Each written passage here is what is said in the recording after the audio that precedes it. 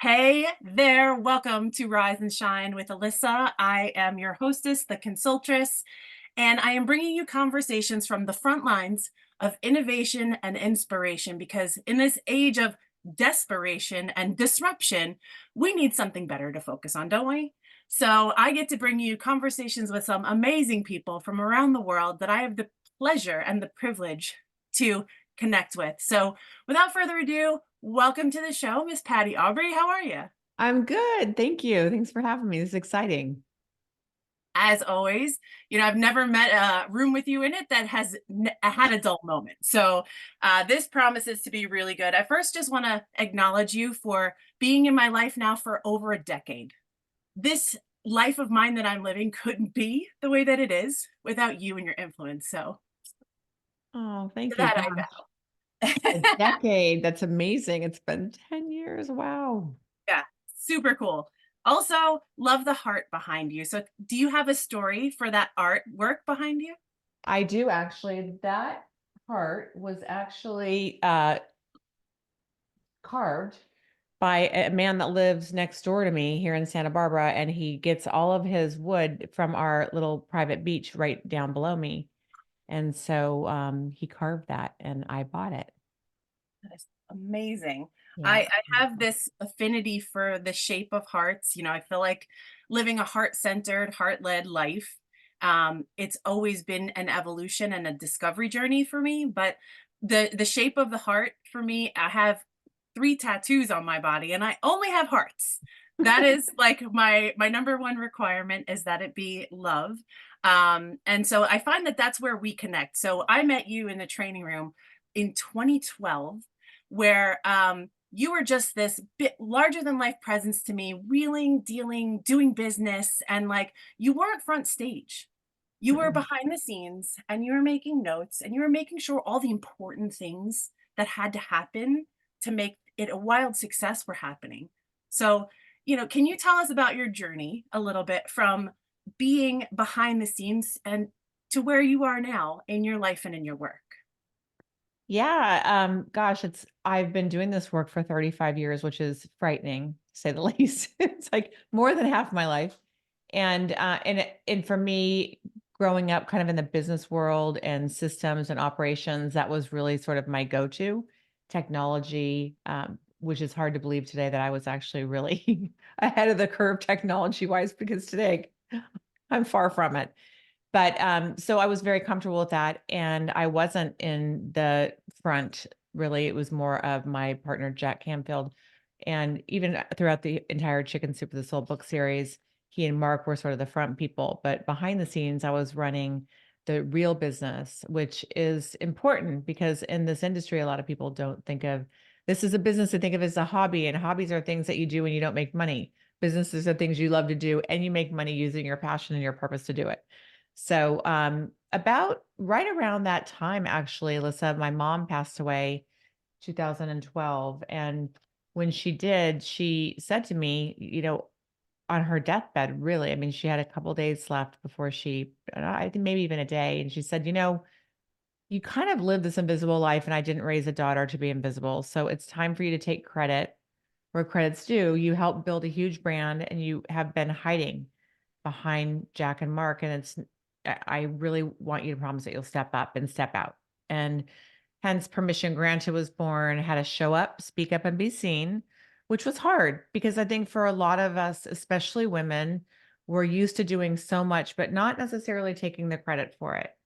And it's a interesting crossover when you do say, yeah, I was part of that.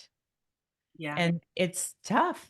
I don't know why, but it is. And if you're listening to this and you can relate about what it's like to have to brag about yourself or say, yes, I'm part of this. I mean, the true reality as I look at this was I co-founded the Chicken Soup for the Soul brand and business even prior to Mark Victor Hansen being part of the party. And so, but being young, feeling I'm just so lucky to be part of this, uh, I had a different outlook then than I would have today, which is why I'm so passionate about giving other women permission to show up, speak up, and be seen much more quickly, sooner, faster, with less effort, because I tortured myself, and there's no reason for anybody else to do that. No, hell no. No, Yeah, stop that. If you're doing that right now, exactly. stop it. I know. I know. It's a never ending process. Well, and that is, kind of something that I think as women we tend to be hearth makers. And I experienced this in my life when I started homeschooling my kids and when I started gathering community, a lot of it is a collective space. And sometimes inside of that collective there is somewhat of a lack of like leadership, and we sometimes default in our marriages to the men, or in business, right, to the front man. And I'm not saying this against men in particular, it can be front Yeah. person at large, but um I always found the joy in kind of, if you want to turn that upside down, in supporting other people and watching them thrive.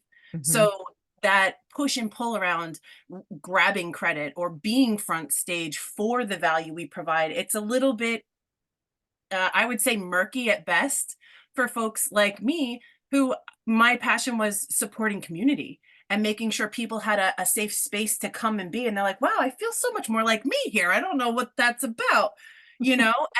And that's the permission. It's like when you can sink in to a place where you feel supported and you're like, I just feel clearer. Sometimes that's just a magic sauce that takes years of mastery to develop, to that people take for granted and use as their baseline of value. So I just want to commend you for being behind the scenes, because that's honestly where I started my career. I watched my mom do the same thing. My dad was the risk taker and the relationship guy, but she was there, putting all of the balance sheets together and making sure the bills were paid and that there was organization in place so that things didn't get lost or turned around. Yeah, sure, he would have been successful on his own, but without that partnership, they never could have grown to where they were. Yeah. Yeah, and for me personally, seeing that in my growth trajectory, I started right out of college as an administrative assistant. And I thought that because I watched my mom do this, that this was the most important role, but it's not the one that gets all the credit, is it? No, it's kind of like the nurses, they're not getting all the credit. The doctors are. Yeah, but what you said is so true too.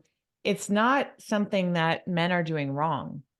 It's I think it's just this culture of we expect them to take care of certain things. And as much as there's this whole feminism side and this Me Too and equality, we tend to selectively choose the parts that we still want them to be old school. Like, hey, honey, can you take the trash out? He's like, wait, sorry, Miss Author, permission granted. No, you take it out. This is an equal opportunity household. Like, oh crap. Right.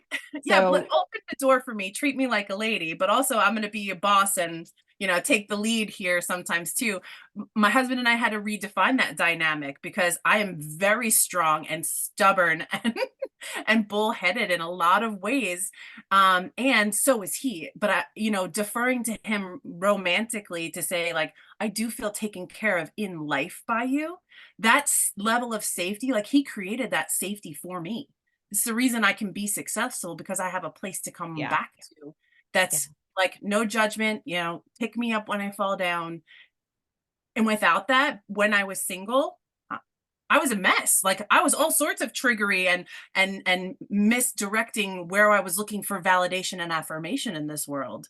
So like that being taken care of, we have to also like acknowledge that it's something that's part of the recipe here for success. Oh, completely. On every level. And I think even as leaders, sometimes we forget that. I have people that are constantly taking care of me and planning out what I'm doing, where I'm doing it, where I have to be. I mean, I literally pretty much show up for most things. And the other day I was looking at a proposal that one of my team members had put together. And I said, you didn't value yourself properly. And she said, "What are you talking about?" I said, "This is much more valuable than the price point that you put on here." And she said, "Well, but it's not going to take that long." I said, "It's not the point. It's the value of it. And and I think I almost made her feel bad. But at the end of the day, I called her and said, "Look, I'm here to have your back too.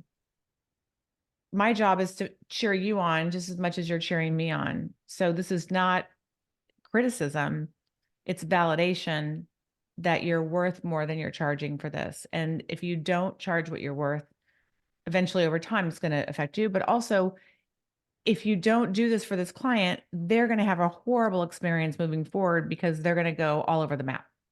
And so Mhm. there's that piece of it too, of keeping that, like you said, that linear, strategic, step by step process kind of on the way. It's so important because there's so many squirrels that can get in the entrepreneurial transformational trap. Well, right, because it's the essence of being yourself and who you are when you're conducting your business, as well as the structure and the container and the processes of the business that is the system that creates the value. So you have to at the same time as be, master of this universe of the doing and the strategic and the structure, we're always constantly addressing and evolving who we are, what challenges us, where we get stuck. And I love what you said before about most people think that transformation is a hobby, but as an entrepreneur, we all know that it's necessary to create massive business growth too. So you ever hear that saying, if you're always working in your business and not on your business, you're creating yourself a nice little stuck space, right? Yes. Maybe people don't put it like that, but No, I it's do. it's a job. Right. You leave your day job to create your dream, and a lot of people end up creating a job for themselves. And so it's really important to think it through all the way through. And it's important too to think about, what if this goes crazy and blows up? I was listening to Joe Dispenza this morning, and in order to create that new habit, you have to start to create these new thoughts of, oh, this is what's going to happen. You really have to start thinking at that level so it becomes consciously conscious and consciously unconscious too, right? Because Well, unconsciously our brain goes down the dark side of the hill very easily. And so planning for it to go the other way, but also looking at where could you be in 5 years, I think is such an important thing for new entrepreneurs, because if it does go that way, you got to be ready. And so often people are visualizing and affirming and thinking about this thing happening, but they don't go past that. So when mhm. that happens, what do you do? If you get that $10 million check, Jim Carrey, who are you going to give it to that's going to, really protect it for you? It's just like really thinking it through on a different level, but it could be fun to think it through too, because it's like Absolutely. sky's the limit. You have to make it up and then literally deliver on what you've made up. And that I think is such an important piece of the growth process when we're envisioning and dreaming about what it is that we want, not discounting it like, oh, that's just play or oh, that's just imagination.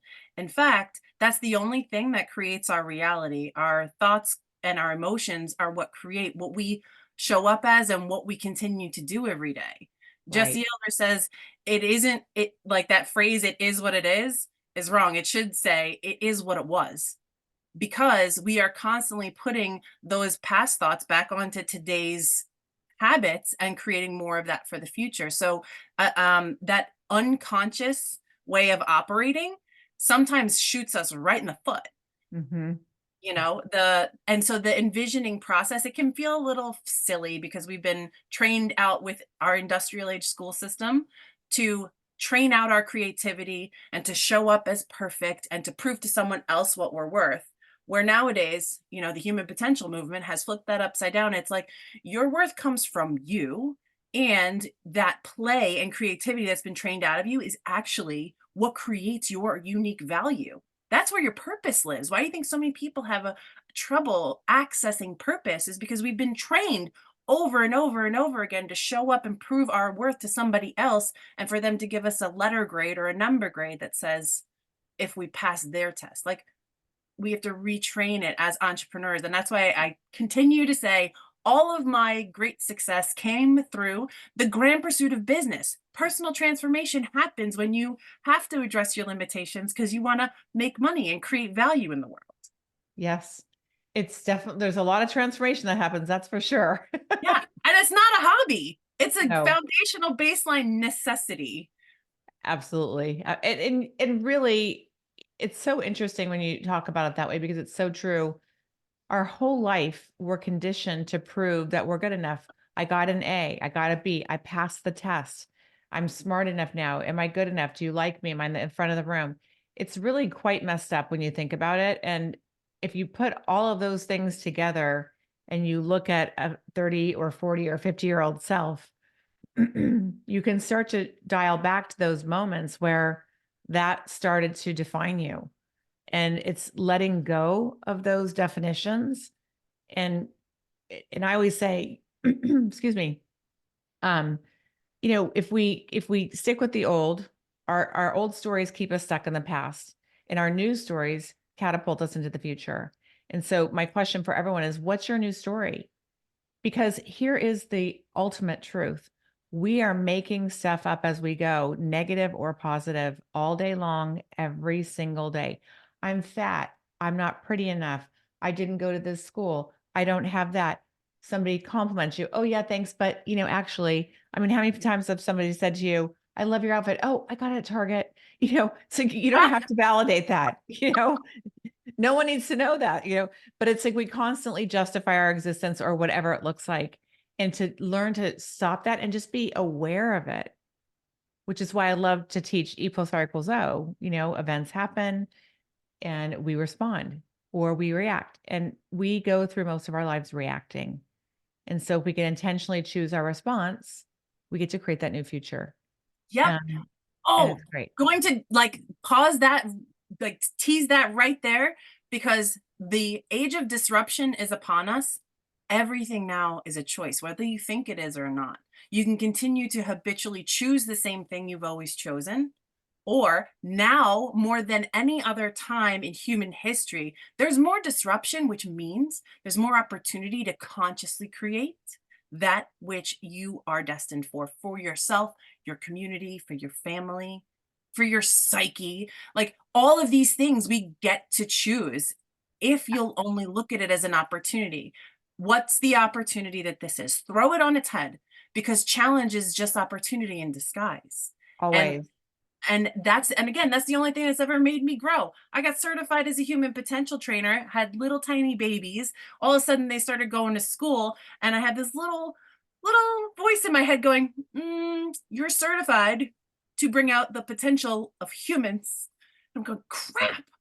Now I can't unsee that. I have to train out their potential. Duh, Yes, homeschool. Okay, But once you spot it, it's like that idea of you want a new car, so you pick it out and then you see it everywhere. If you completely. just see the disruption in your world or the things that look like they're falling apart as opportunities to put the blocks better back together, better than what they fell from, you know? Absolutely. And the other big thing too, and I see this a lot where people don't make a choice because they're overwhelmed. And so it's like, well, I really want to go for that job, but I'm not sure I'm really qualified. So I'm going to wait and I'm going to just wait and think about it and ask 400 different people to get their opinions, which don't matter. And the truth is, not choosing is a choice. And so by not choosing, you're choosing to stay stuck in that space of what if it doesn't work? What the real question is, what if it does? And that's where I just live. What if it does work? And what would it take to make it work? And who do I need to know? What do I need to ask for? Where do I need support? Where am I weak that I need to shore up my weaknesses with strengths? And that then becomes fun when you can get out of your ego and you can really get into like, if I was going to rock this life, how would I do it? If I had no skin in the game, if I had no negative thoughts, if I had no limiting beliefs, if I had everything I thought I needed to make it happen, what would I do? And I, for everything, it matters. My sister right now is remodeling her house. She keeps sending me pictures of ugly couches. And I said, stop sending me pictures of ugly couches. Send me pictures of couches that you actually want, not what you think you can afford. Just send me what you want and let me help you figure out how we can make this work. We'll get the couch one way or another, but stop sending me stuff that you're settling for. We haven't even started decorating. And we do that in our entire lives a lot.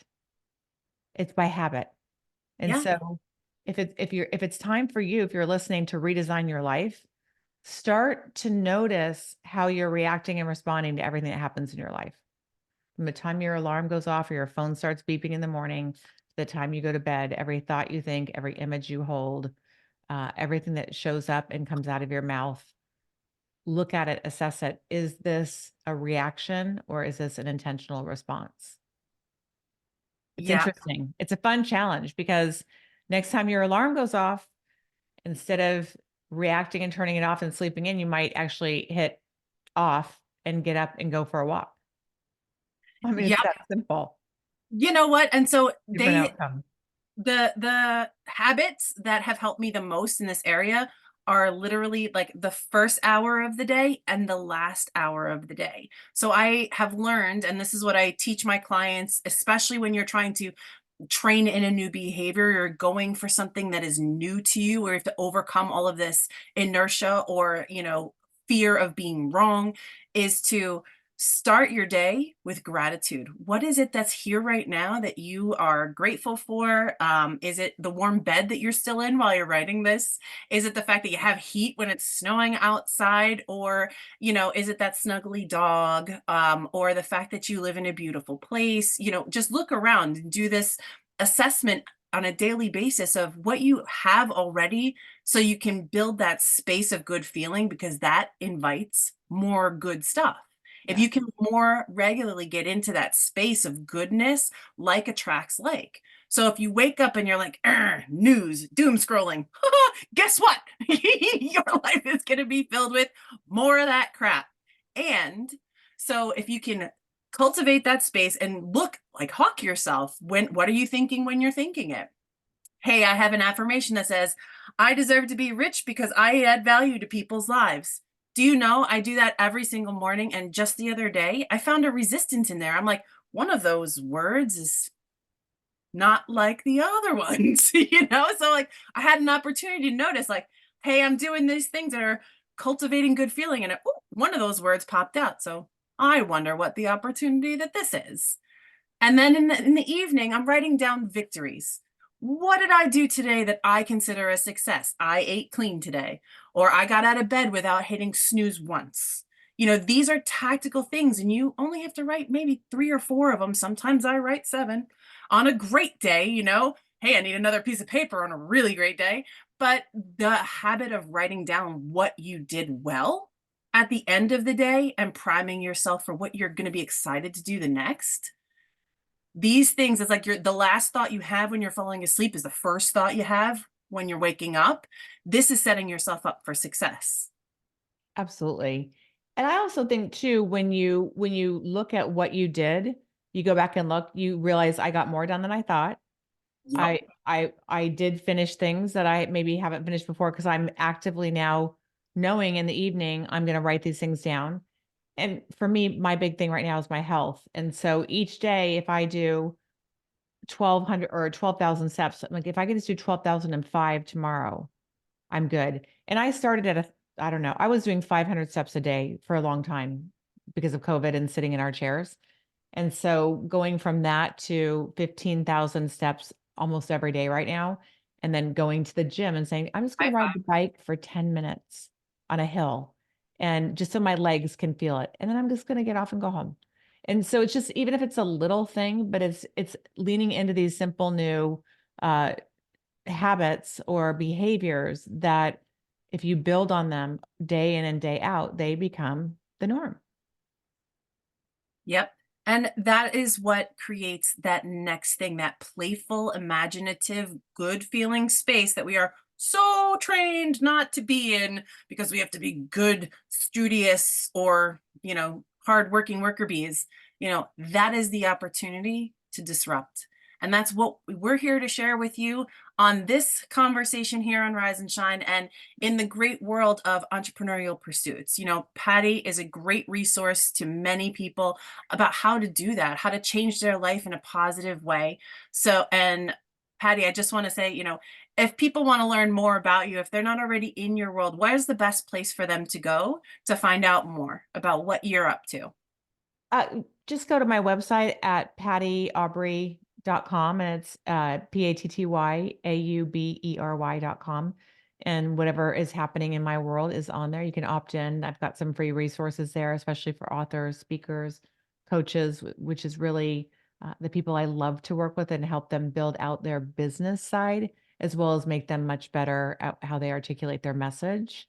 and to whom. So if you're in that realm, come and see me because I love to help people blow up their businesses and make them bigger and better than ever.